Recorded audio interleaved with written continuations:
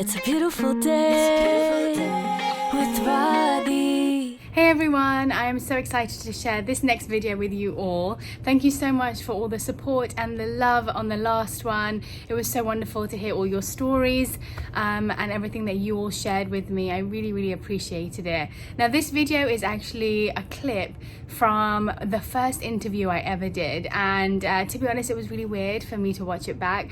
I never ever imagined myself to cry in this interview or in any interview, but I did. And I'm actually really grateful for it. You know, at the time I was wondering whether I should get it cut out. I was wondering whether I should leave it in there or not, and I decided I should because it was genuinely a moment that made me realize how deeply it had impacted me. And so in this video I actually speak about how I really was struggling to figure out what value I had to offer myself, what value I had to offer other people, the struggle I went through and how I started to overcome that. And actually, when I think back about this video, it reminded me of the night before where I was so nervous, I couldn't sleep. I literally woke up, I couldn't eat. I felt sick to my stomach about going on this interview because I'd never done something like this before in my life. And I was always so shy growing up. And so for me, it was such a big step to go into a place where I not necessarily was in control of what I was saying or how it was going to be edited or anything. So I literally 10 minutes before leaving was thinking about calling it and saying that I was not feeling well and that I couldn't make it. But I'm so deeply happy that I pushed myself through it, because I realized at that time that I had a habit of saying no to things that made me uncomfortable, that I said no to things that I wasn't familiar with. And so from that day I made a decision to say yes to things like this. And yeah, I'm just so happy that I did. I'm so happy that it helped so many of you and that it related to so many of you. And I really hope that whoever else watches this, that it helps in some way too. So here it is. So how did you not let that erode your self-worth? Or did it erode your self-worth? I think it definitely did, because growing up, your self-worth, I feel, is based on everybody around you. When you're a teenager, it's how many guys like you or whether the guy you like likes you back. That ends up defining whether you love yourself or whether your friends love you. You're not stable, you have no rooting, and so everything that you base your love for yourself on ends up being external. And so I definitely had ups and downs of really thinking I was something when somebody liked me, and then when somebody didn't like me or my friends decided not to be friends with me, I would dislike myself. And so everything was based on external validation, for sure. And how did you stop that loop then? Or when do you remember the first time you recognized it, that it was a loop? Yeah, I felt that way for a long time, that I felt something was missing. Like, I knew that my love for myself could not be based on other people. There had to be something else that I could have a foundation of. Okay, fine, there can be ups and downs, but I never go down to a low where I don't love myself. And I definitely think meditation was the turning point for me. And I felt that because it was the one time in the day where I would end up spending time with myself. Like I feel like people don't do that. We spend time on everything to do with hair and makeup and clothes and on other people, looking at other people, talking to other people. But I felt like I wasn't spending any time actually thinking, who am I? Like, I don't know who I am. And I feel like in a relationship, whether it's with yourself or whether it's with somebody else, you have to know yourself to love yourself. We never get into relationships with people or friendships with people without knowing them. You can't fall in love with someone without knowing them. And so I felt like, okay, who am I? Like, I actually don't know who I am. I don't know what I like. I don't know what I dislike. Everything that I like or dislike is based on other people.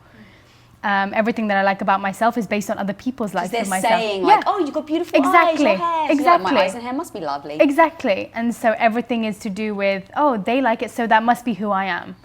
And so I felt meditation was the first time, or just journaling was the first time I started writing down things about things I like about myself or don't like about myself.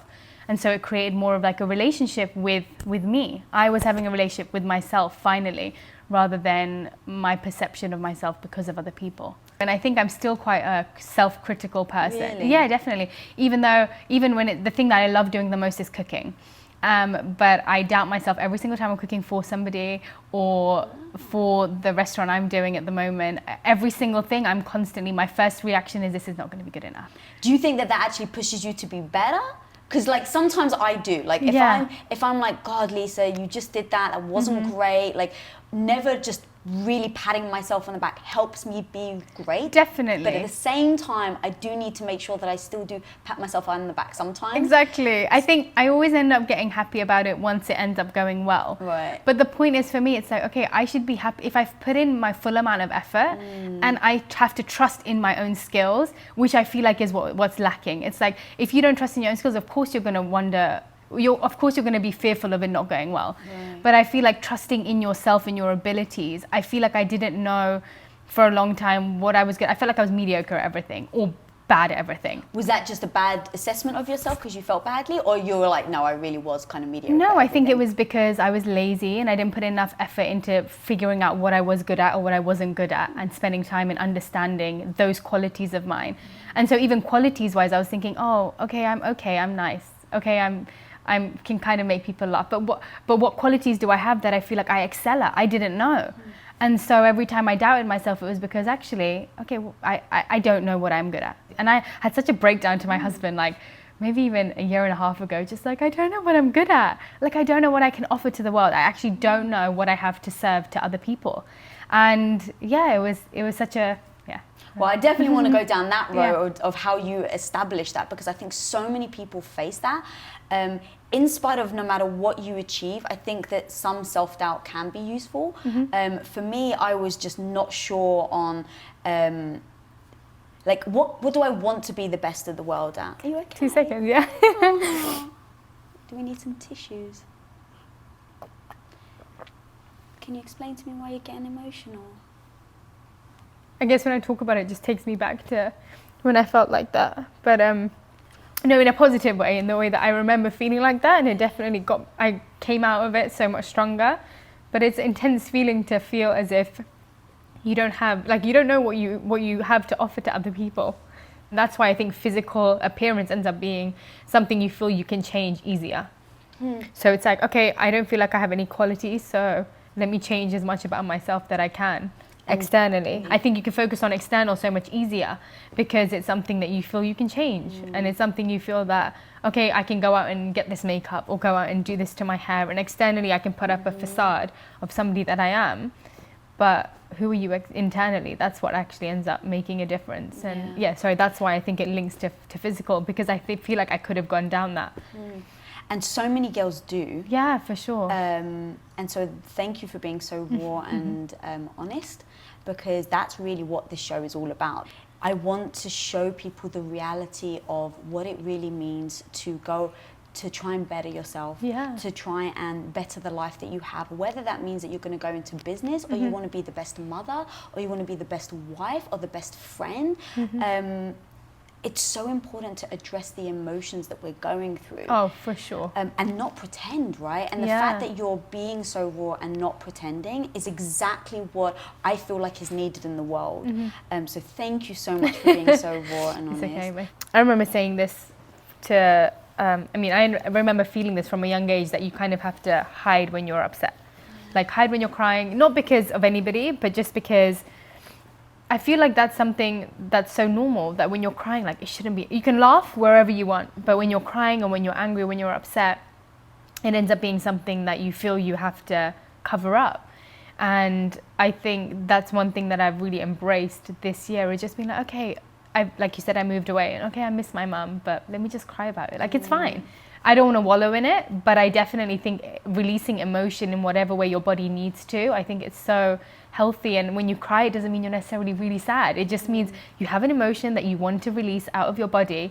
You want to detox your body of something, and so let it be laughing, let it be frustration, let it be crying, whatever it is, just release it, because when you store it is when it comes out in the most negative way. How do you separate then the embracing the emotion and letting it out because it's needed versus wallowing? And where's that fine line? How do you make sure you don't spill over? Because I think that that's what a lot of people do. We're going back to the why me, the victim. You see that a lot, and it doesn't serve you. So how do you let go, but not too much? Yeah, I think either, first of all, you should put a time limit to it. It's like, okay, I feel like crap today. I feel like crap today. Some days I wake up and I'm feeling groggy, and it may be hormonal and it may be whatever it is, but I feel those emotions. So why am I feeling it? and just processing it, breaking it down, thinking of anything. It could have been from like a week before that's now catching up with you. Just writing down everything. Writing is always a good release for me. I'm just using writing as an example. It can be speaking, but I find writing to yourself or writing to a person that's upset you, it doesn't necessarily mean you have to express it to them. But I think having those moments, it doesn't have to be a day, it can be an hour where you're just like, there's some frustration in me, there's something that's upsetting me, let me break that down and figure out exactly what it is. Because as soon as you process it, that's like 99% of it, because your body's releasing whatever it is that you're feeling. And then sometimes you don't even feel like you need to go and speak to that person, or you don't feel like you need to release that anger on somebody, which probably doesn't deserve it. So I really hope that video was useful for you all. And just know that if you are feeling that way, if you feel like you just don't understand yourself, you feel like you just don't know what you have to offer to the world, that's okay, because I guarantee you from the comments that I've had previously on this video, you are not alone. There are so many people, most people in the world feel like this at one point in their life. And actually, even though I felt like at that time I had found a way to push through and I'd figured it out, I guarantee you I've been through that phase so many times in my life, and it's just taken me the process of redoing my intention, figuring out again what it is that I love, figuring out again what it is that I've grown into that I have to offer to other people, because we grow and we change, and what we have to offer changes too. So it's all about just investing time in yourself, investing time in sitting alone, figuring out exactly what you love about yourself, really actually taking the time to write that down every so often. What do I love about myself? What do I feel I need to improve about myself? Which areas do I need to progress in, and what do I then need to do to get me to that stage of who I want to be? So I hope that was useful. Sending you all so much love and gratitude. Thank you so much for watching this, and I would love to hear your stories, any feedback, anything you'd like to share in the comments.